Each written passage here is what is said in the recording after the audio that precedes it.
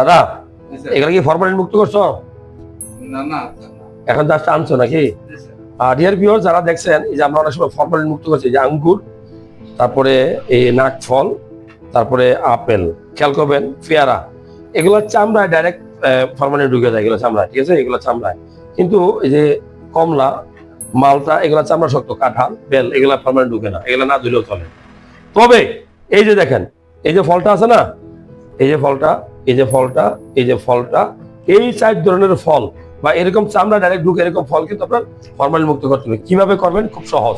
এরকম গামলায় পানি নেবেন বা বালতিতে পানি নিয়ে আপনি কি দিবেন, আমি খুব সহজ করে বলছি। লবণ কই, লবণ কত? 1 চামচ পরিমাণ ভিনেগার দেবেন। এই দেখেন 1 চামচ বা 1 কুল্লুক কি দিতেছি, ভিনেগার বা সিরকা ফেলে দিয়েছি, ঠিক আছে, একদম খুব সহজ। দেখেন, আর কই লবণ কই, একটু দাও লবণ, আমার কাছে দাও। যাই হোক আমি দেখাই আর কি আনুমানিক হিসাবে। 1 চামচ পরিমাণ দিবেন। এই ধরেন এই লবণটা দিলাম, এই যে পানিটা আছে না, 1 চামচ লবণ, 1 চামচ সিরকা বা ভিনেগার দিয়ে যদি আপনি এটা 1 ঘন্টা ভিজিয়ে রাখেন, এরপরে এই পানি থেকে এই ফলগুলা উঠাবেন, উঠাইয়া আপনি ফ্রেশ আরেকটা পানিতে কয়েকবার ধুয়ে আপনি যদি খান, আশা করি 90%, একদম 90% ভিনেগার মুক্ত বা প্রিজারভেটিভ মুক্ত বা ফরমালিন মুক্ত হবে।